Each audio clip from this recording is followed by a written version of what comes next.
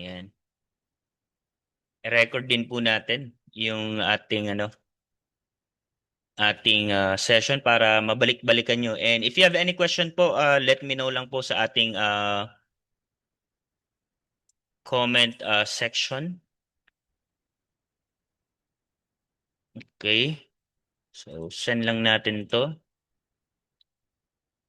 Ayan. So, I think may mga nag-trade for today. So, sino yung nakasabay doon sa ating technical analysis, which is, sabihin na natin, it's a signal. Di ba? Kaninang umaga, grabe. I think like itong bandang hapon, nagkaroon talaga siya ng okay, nagkaroon ng kumbaga bearish movement. So yun yung aalamin natin, 'di ba? Kung bakit nagkaroon ng bearish momentum si gold at yung mga technique and strategy tinuro natin how to do a scalping doon sa gold. So right now guys, kung tatanungin naman kayo kamusta naman yung inyong I mean yung trade nyo using kind of strategy like following the impulsive movement nung candle tapos yung retest and trend line, 'di ba? So tama. Yes, tama po. Bearish momentum po yung nangyari kay gold. So kung titingnan naman natin as of the moment, kanina nagbigay tayo ng buy entry which is risk entry. So bakit tayo nagbigay ng signal which is the risk entry na tinatawag? Bakit siya naging risk entry? Kasi kung titingnan natin, after impulsive bearish momentum, so syempre may minor pullback and then suddenly another bearish momentum. Or else, ganito po, dalawa lang po lagi yung nagiging scenario po niyan. It's either minor pullback and then continuation or correction po, or else it's a pullback. Kasi po may news po nung 8:30 today. And kapag nagtitrade tayo guys, make sure na tinitignan po natin yung forexfactory.com. Let's say magtitrade ka ng New York session. So titignan mo yung forexfactory.com kung anong oras nga ba siya at ano nga ba yung news na yon. Dahil nakaka-apekto po yan sa galaw ni gold, sa forex, and at the same time sa crypto rin po. Kung nagtitrade ka sa crypto like Bitcoin, so nakaka-apekto po yan. Ito po yung pinakamalakas na news for this end of the month. Okay? Which is the core CPI and PPI po. Ayan. So, yung news, titignan natin, may news ng 8:30, sakto, di ba? Sabay-sabay tayo makakapag-trade niyan or makapag-analyze ng mga trades natin. So, right now, kung kayo yung tatanungin, mga ka-trader, ano yung magiging bias niyo for today? Are you going to buy or sell or no trades muna habang hinintay natin yung news ng 8:30? What do you think, guys? Ito, may news, guys, oh. USD Core, CPR, month over month, year versus year. So ito yung mga forecast for today. So kung nag-neutral sa 0.02 or tumaas, so ang mangyayari dyan, so syempre lalakas po si DXY, si US dollar, and at the same time, continuation yung bagsak ni gold. So ano nga ba yung core CPI? Makikita nyo rin dito po yung ano niya dito. Description niya, sabi niya dito is change the number price of goods, service purchased by consumer excluding food and energy po. So dito mini-measure po kung gaano kataas na yung mga presyo ng bilihin, produkto or serbisyo sa US, okay? Sa US economy. So kahit hindi tayo taga US, dapat ma-identify natin yung inflation rate, okay, economic data na tinatawag dahil makakaapekto po yan sa gold. Dahil hindi po na hinuhulaan lang natin na magbabay na ba ako, magsisell na ako, that based on my emotion. So kapag emotions yung ginagamit natin kapag nagtitrade tayo, so probably magkakaroon tayo ng losses, di ba? Kaya nga, we have the strategy, the technical and the fundamental analysis. But for me guys, as a gold trader, kung kayo nagtitrade kayo ng gold, I highly suggest that look on the fundamental aspect din po ni gold. Dahil dito ma-apply natin yung tinatawag nating trend is your friend kay gold. So ano nga ba yung trend is your friend? Kung pa-bearish si gold, so syempre ang gagawin lang natin more on selling position. Kung more on bullish naman or nag-reverse paakyat, 'di ba? Bullish momentum. So syempre ang gagawin lang natin, magbabay tayo ng magbabay. So kanina since bumagsak si gold, ano po ba kayo? Nakapag-profit po ba kayo? Kasi kung titingnan natin dito, this is a 1 hour time frame. Mga around anong oras ba to? 13, mga alas 2 siya nagkaroon ng breakout dito. Ayan, no? Kaya nga, kapag may mga trend line like this one, so nagkakaroon po yan ng breakout or impulsive pababa. Okay? So sasabayan lang natin yan na magsa-sell tayo. Ganun yung technique kapag nagtitrade tayo kay gold. Hindi po pwede tayong mag-counter trend dyan. So let's say, nakita mo lang, umakyat lang siya ng mga around 50 pips or 100 pips, nag-buy ka na, di ba? Pero kung titignan natin on overall pictures, is pabagsak talaga siya. Kaya titignan po natin not only on the lower time frame, of course, syempre, doon po sa higher time frame like 1 hour or 4 hour hanggang pababa ka ng 15 minute, 5 minute or 30 minute. So ganun po bang ginagawa niyo mga ka-trader kapag nag-analyze kayo? Or iisang time frame lang kayo nakafocus? I highly suggest din po na at least do a multi-time frame analysis po. So i-check niyo into higher time frame and pababa sa lower time frame. So no trade muna, sabi ni Sir Geran dito sa 8:30 news kasi we have 18 minutes to go bago magkaroon ng impact. This is a high impact news which is the core CPI. So titignan natin. So let's say nagkaroon na ng 8:30. Okay, lumabas na yung result. And then suddenly biglang umakyat. So gagawin mo lang kung magte-trade ka during news, so syempre magbabay ka, 'di ba? Kapag nag-drop pa rin siya, so doon ka magse-sell and then take the profit or TP mo na. Ganun lang. 'Di ba? Ganun lang ka simple yung pagte-trade sa news. Kapag nakikita mong pangat siya, sasabayan mo. Kapag babagsak siya, sasabayan mo rin siya. Vice versa. Pero ang pinakadelikado guys, kapag may mga news na like the core CPI, minsan kasi ang nangyayari, biglang akyat and then bagsak. Ang bilis nung galaw niya. Parang kanina guys. 'Di ba? Pansinin niyo ang bilis nung galaw ni gold kasi pumasok yung volume. Volume volatility. Yung volume of trades. It's a seller's control. So titingnan natin kung bakit siya bumagsak, guys. Okay? Kanina using a fundamental analysis. Ayan, good evening din po. So yan, walang magti-trade ng news. So depende sa inyo. It's up to you guys kung magti-trade kayo ng news or hindi.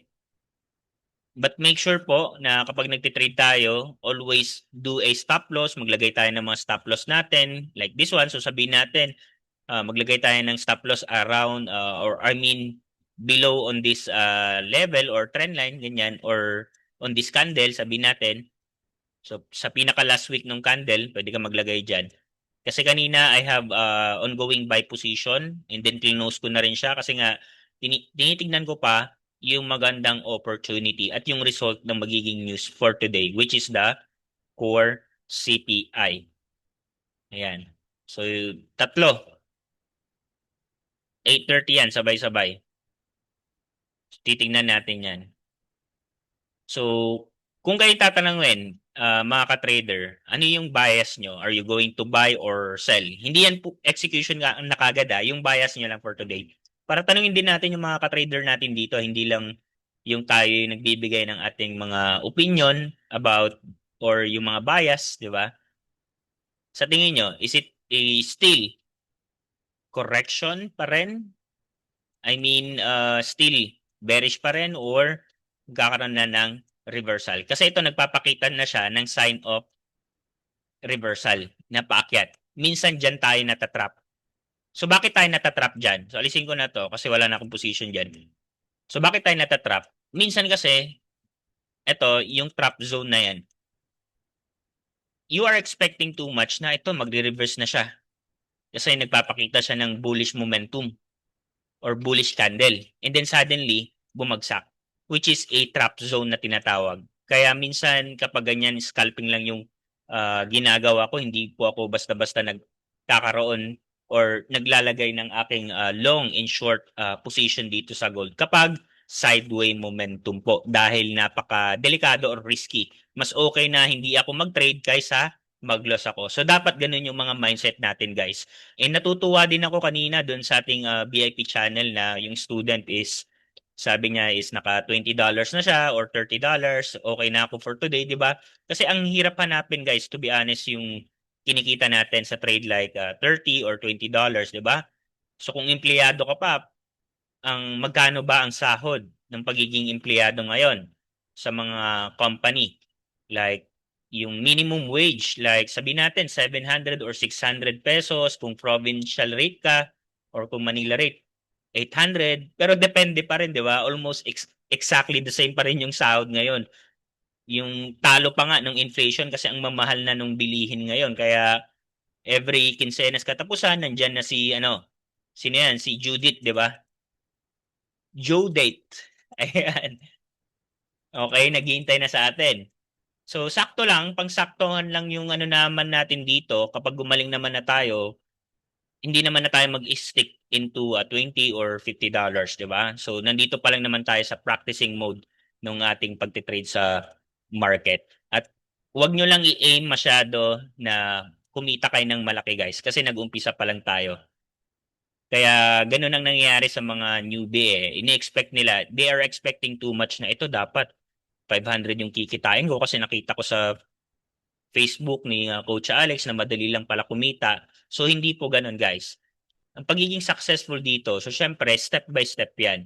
Until you learn everything. Like sa ating ginagawang live trading and daily analysis, di ba? So araw-araw may mga natututunan tayo until we master, okay? Hindi natin mamamaster si market. Of course, to master our emotion, our strategy, yung risk and money management, yun yung tatlong napaka-importante na kailangan nating ma-master po mga ka-trader. Okay? Yun, may mga nagsabi na sell pa rin. Of course, pwede. Dahil kung makikita nyo dito, continuation yung niya, simula nung nag-breakout kanina, nung alas 2 ng tanghali. Pagkagising ko niya, nag-execute ako ng buy tapos nag-loss, di ba? So, syempre, nag-loss ako doon, nag-shift naman ako into sell position. Hindi yung bumabagsak na siya, ang gagawin mo, magbabay ka pa, kumbaga counter trend. Napaka-risky yun. So, nag-shift tayo into sell position. Ayan. Hindi lang yung sa buy, favorite mo yung buy position, magbabay ka na kasi you're expecting too much na active na siya. So, hindi po ganun. Kumbaga, it's a roller coaster ride na sumasabay tayo doon sa fluctuation ng price at sa candle po. Ayan, 'di ba? So 540 sa Cebu, grabe, 'di ba? 540 pesos. Yung 1,000 nga natin, 'di ba? Hindi na makakabili ng makakabili ng ang tawag dito ng pang-grocery ng isang week. Yung 1,000 natin, like, nasa isang araw lang or 2 araw yon. Depende kung magastos ka, di ba? Yung expenses mo. At kung may pamilya ka pa, nagaya ko, ako may pamilya ko, guys eh. Yung 1,000 sa akin, like, sa isang araw, kumbaga kulang ko pa. So dito ko siya binabawi minsan. Dito ako nag-harvest nung Pero syempre, hindi naman araw-araw Pasko nakikita ka kasi nga ang trading, it's a business. Kailangan lang natin i-maintain yung ating base capital, yung ating puhunan. So, syempre, hindi ka kikita dito kung nakademo ka lagi. Kailangan mo rin syempre ng live trading account. Tapos, palaguin mo. Ano nga ba yung magiging target mo for this week or this day? So, dapat naka-align yan lagi. Or this month. Ayan. So, kung sabi natin, let's say, coach, sa first day ko, naglolos ako. So, ano yung dapat mong gawin? Meron tayo dapat na tinatawag ditong recovery plan. Instead na i-aim mo yung profit or yung na-loss mo, kailangan bawiin. Ang gawin mo lang po dyan is yung recovery plan. Sabihin natin, you lost like $20 today, and then babawiin mo siya on the next day. Yung $20 muna, bago ka mag-aim ng profit. So, on the next day, $50. So, malaki na rin yan, di ba? Yung $50. Magkano na ba yung $50? Like, nasa 2,500 or 2,600 pesos. Kasi dollars ang kinikita natin dito at yung nalolos din natin. Ayan. So, baka may mga question po, kayo. 10 minutes to go bago magkaroon ng high impact news. Kaya nagsasurvey tayo kung ano yung position nyo. Is it sell or buy? And ahead of CPI, nag-drop si gold. So yun yung news. Ahead. Saan ko ba nakikita yung mga fundamental analysis aspect? Para hindi tayo maguluhan, kahit basahin nyo lang yung mga common words dito like sa fxstreet.com. So nakalagay dito, gold price correct lower ahead of US CPI. Okay? Sabi niya dito, Friday, trading around 4,050 na price per ounce, which is 1.75. Grabe yung binagsak niya, 1.75% for the day. So ngayon, yung current niya nasa 1.55, medyo bumaba. Kanina, nasa 1.75. Okay? And they are expecting long. So syempre, ito tinitignan ng mga institution to. Mas marami pala yung naka-buy position compared sa short. So ang target ng mga institutions, i-liquidate itong mga naka-buy position or long position. Dahil doon po sila kumikita. So you have the advantage. Alam mo na yung posibleng maging galaw. Kasi nga, the main target institutions is the retail trader like us. Ayan. So 1.57. So kung bumaba to ng 0.50 something, sabi natin 0.50% for today. So there's a possible na mag-reverse na siyang paakyat.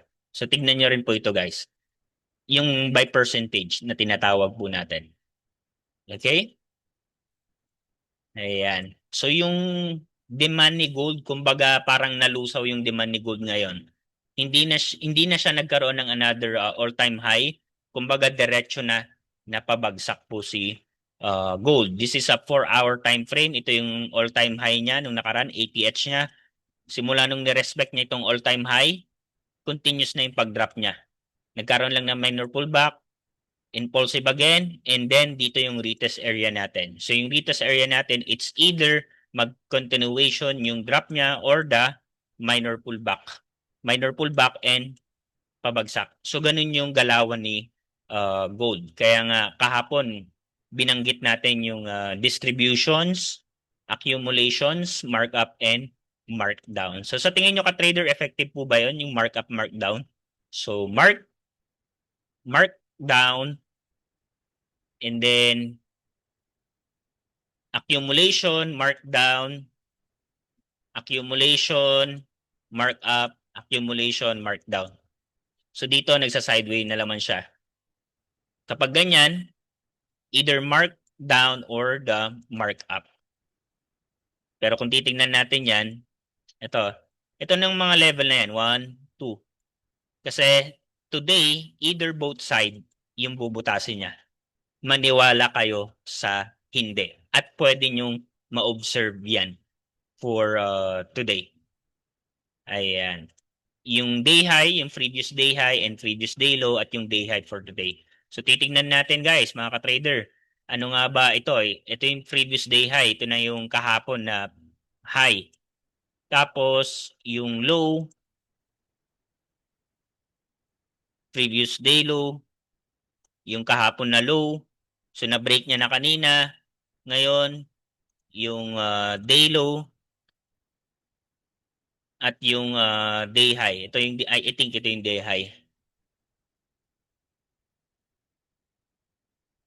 Pero kung titingnan natin, kung continuation yung pag-akyat niya, bubutasin yung day high, continuous pa rin yung pag-akyat. Don't expect too much na ito, magre-reverse na. Pero mas malapit siya sa day low, right? Nabutasin. So kung umakyat pa until day high, almost 100 pips yung inakyat niya, di ba? Ganun katindi. Kapag ganyan kasing diskarte ko, umakyat siya continuous yung pag-akyat niya, di ba? Binabakbakan ko ng binabakbakan until close profit na. Yung bulk order ko na position ko, close ko lahat yon. Ganun ako mag-scalp, guys. Kumbaga, naka high risk, high reward siya. Pero yung magiging valid sa akin dyan, if continuation yung bullish and bearish movement niya or yung candle. So like this one, sa first, second, and third. So let's say, nagre-retest pa ako dito sa unang candle bago ako mag-sell position. ang magiging valid for me is yung pangalawang candle. So, ang kailangan ko lang gawin is hintayin, which is yung patience. Kailangan ko ng patience. Kapag ang susundan ko is yung impulsiveness nung candle at yung galaw nung candle at price at the same time. 'Di ba? So, first, second, and third. So, kung sa third ka pumasok, pwede rin naman valid kasi kung titingnan nyo, packet siya.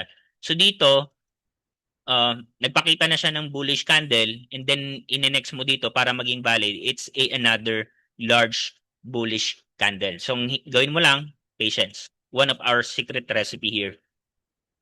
Yun yung secret recipe and at the same time is yung proper risk and money management. How you handle your fund, yung SL, huwag ka mag-overlot sizing kasi minsan kapag nag-overlot sizing tayo, napaka-stress, di ba? Time to time, chine-check natin and over-focus tayo doon sa mga trades natin. Kaya nawawala tayo nasisira yung ating diskarte kapag ganun na ang dami nating entry position, 'di ba? Ang laki ng nagiging drawdown ko and then naglagay ka pa ng another entry mo. Ayan, wag na wag niyo pong gagawin 'yon. At least isa or dalawa, and kung maglalagay ka man ng another entry position mo, dapat po is the difference between the first entry and the second entry. So sino dito yung nasa VIP channel, di ba? Pansinin niyo yung binigay ko kaninang position ko, yung ongoing position ko kahit naglo-loss siya, pero nag-profit pa dahil magkakaiba yung kanyang position. So let's say sabihin natin dito na-hit yung SL ko, but to be honest, I don't have SL kapag nagtitrade ako. Bali, kung maglo-loss man yan, nagka-cut loss ako. So, sabihin natin, naglagay lang akong SL for you. 'Di ba? Para to save your account na hindi, kumbaga, madurog. Madurog yung account mo. So, sa akin kasi, small lot size lang yung ginagamit ko. Kahit mag-multiple orders ako ng isa or tatlo. Yun yung pinaka minimum, guys. Ayan. So, kung malit yung account mo, 0.01 lang yung average lot size kay gold. Kahit malaki nga, $500 or $1,000, mas prefer ko pa rin yung 0.1. Okay, kumbaga siniswing mo lang siya, nakaswing yung trade mo. Kung scalping, so dapat kapag scalping yung ginagawa mo naman, is lalakihan mo na lang yung lot size mo. Instead na 0.1, 0.05. Ayan, kung quick scalping naman. Fast entry and executions kasi ang bilis nung galaw ni gold. Any moment, pwede yang mag-reverse pa taas or pa bagsak. Okay? Mas lalo kapag yung volume parating na, like this New York session. Opening ng New York ito alas 8, 'di ba? Opening na. Pero wala pang gaanong galaw, right? Yung iba kasi iniisip nila pagka-open ng New York session is andyan na, magkakaroon na ng whipsaw, biglang impulsive nung price and candle. Pero hindi po. Nagkakaroon po 'yan after an hour po. So let's say alas 8, maghihintay ka pa like around 9 or 10 p.m. Ayan, diyan na pumapasok. Kaya yun yung best time to trade ko kapag during New York session. And paghapon naman, around, ayan, alas 5,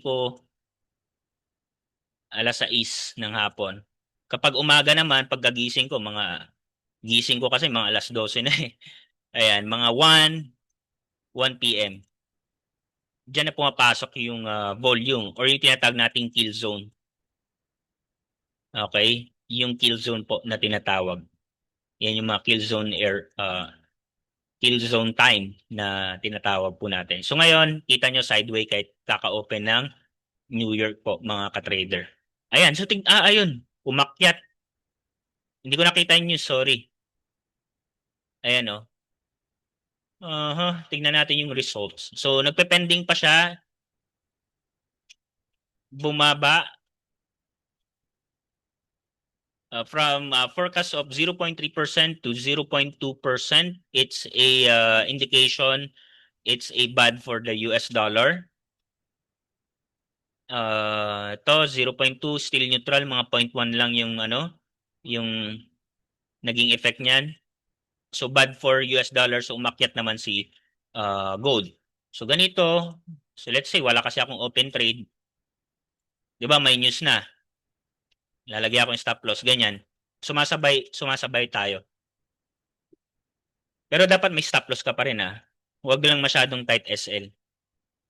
So, sinong mga nakabay ngayon? Hindi ako nakaposition ng aking buy eh. Sayang. Kanina may mga buy na ako dito. Close ko lang. Okay. Pinapangunahan natin yung ating risk control compare sa ating emotion na akala or baka, ganun. May mga naka-open trades po ba ngayong araw? So, sasabayan mo yan. Tingnan ko nga si DXY. Buwagsak si DXY, oh. It's a bad for the economy. Vice versa, tingnan nyo si US dollar index, nagkaroon ng breakout dito sa trend line. So it means kapag bumabagsak si US dollar, akit naman si gold. Okay? Kasi yung result dun sa Forex Factory, ayan, it's a bad for economy. So most probably na magpo-pause ang Fed cut rate. Ayan. Mababa sa expected. So kung 0.03 to, akit naman si babagsak naman si gold. Magko-continuation. Ayan. May mga naka-buy position ba? So, tignan ko.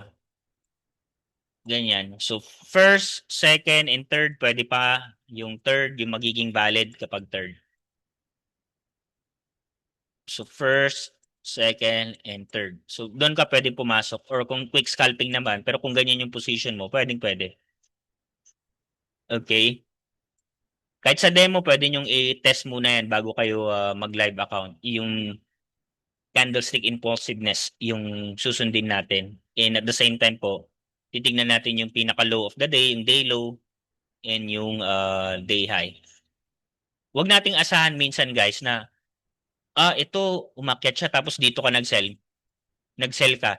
Nakikita mo ng pakyat, nag-sell ka. Durog ka dyan. I highly suggest still follow the flow. May gumagawa ba noon mga ka-trader sa mga student natin na tinuruan natin this week? Effective ba sa inyo sa tingin nyo?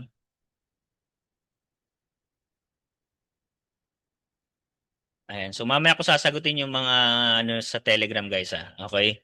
So, ganun siya. Still follow pa rin yung trend. Yung TP nyo, adjust nyo lang yan kung yung realistic target nyo, andyan.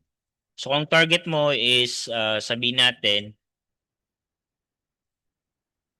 100 pips. Sample lang yan, 100 pips.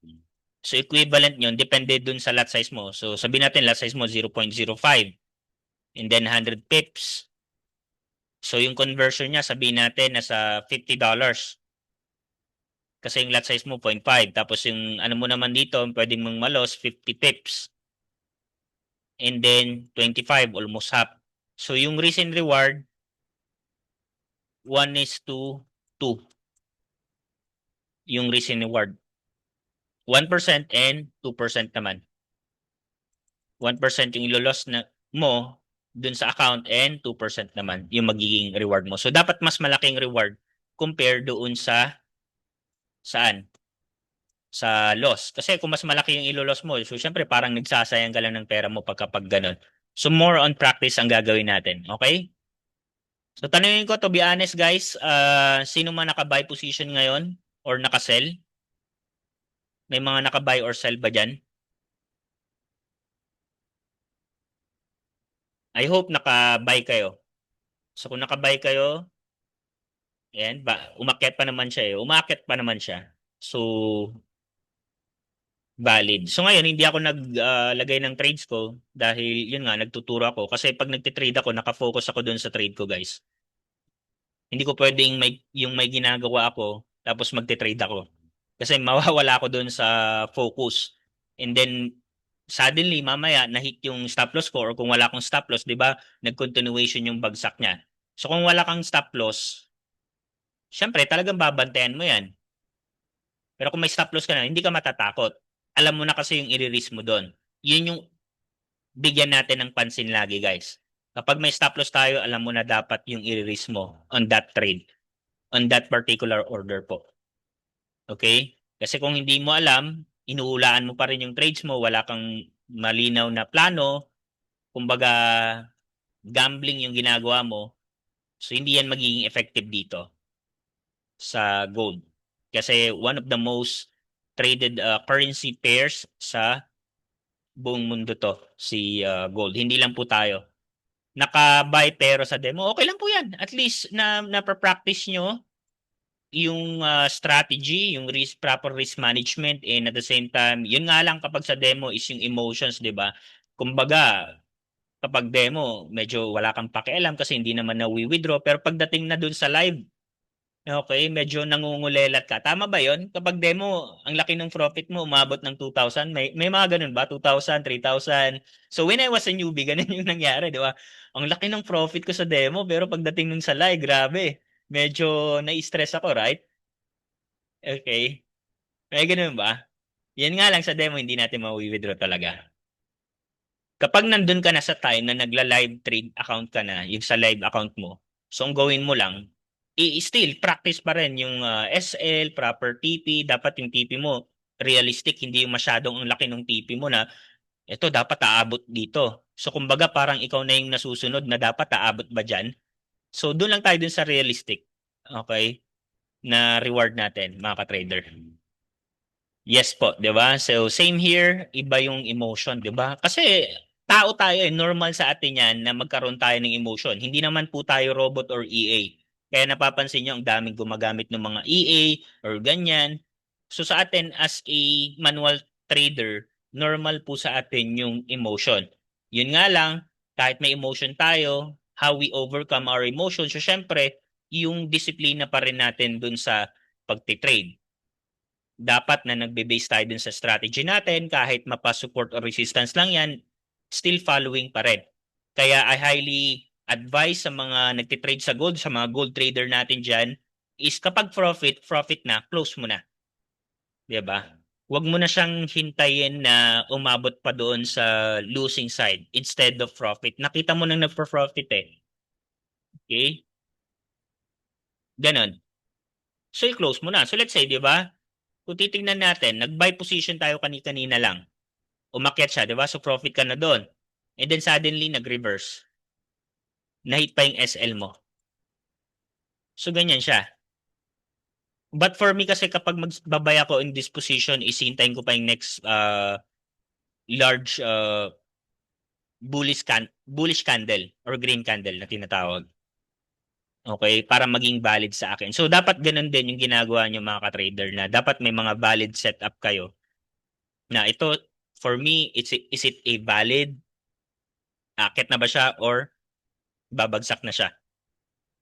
Kaya gumagawa rin tayo ng mga retest area natin. Like this one. Di ba? Na nag-whipsaw, ganyan. Ito yung delikado minsan guys, di ba? Ito yung tingnan nyo kay gold. Nagkakaroon siya ng wick. It means the buyers pushing the price. So maganda rin na ano yan, na maglagay ng position. Yun nga lang, risk entry yung position niya. Kasi nagkaroon ng wick and then suddenly umakyat. Okay? Ito yung valid na wick. So titingnan natin dito yung valid na wick guys. Ito yung valid na wick. May susunod dito. The next bullish candle. Okay, so dapat maswep niya ito. Sabi natin, this is a 30% of the next candle. And then ito yung pinaka-high ng wick na to, nitong candle na yan.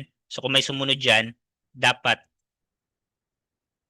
kung may sumunod na bullish candle dyan, dapat maswep niya itong previous wick ng candle. Ito, invalid wick to. So bakit natin nasabing invalid? Instead na price pushing, I mean the buyer pushing the price, suddenly nag-reverse. So invalid siya. Ito yung valid. Okay, kasi may sumunod na next bullish candle. Instead of this one. Ito sideways na kasi yan eh. Iba yung emotion. So, paano ba natin na overcome yung ating mga emotions? So, proper discipline pa rin, di ba?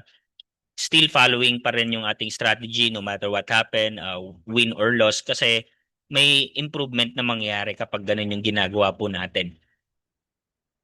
Kumbaga, yun na yung daily routine mo kapag nagtitrade ka. Dahil hindi naman oras-oras, minuto na dapat required tayong mag-trade. So, hindi po ganun. Okay? para maiwasan po natin yung overtrading na tinatawag. And kapag nag-overtrading kasi tayo, mga ka-trader, minsan gusto nating makabawi or mag-revenge trade. Kumbaga yung sabihin natin, you have the losses, di ba? Gusto mong i-recover yung losses mo, doon ka na napo-FOMO, guys. Instead, uh, mag-pause ka muna. Pause and then wait for an hour or wait for a New York session or London session. So dapat may nakalaan kang oras kung kailan ka mag-trade or kung may mga nire-retest kang level dyan na dapat mong entryhan.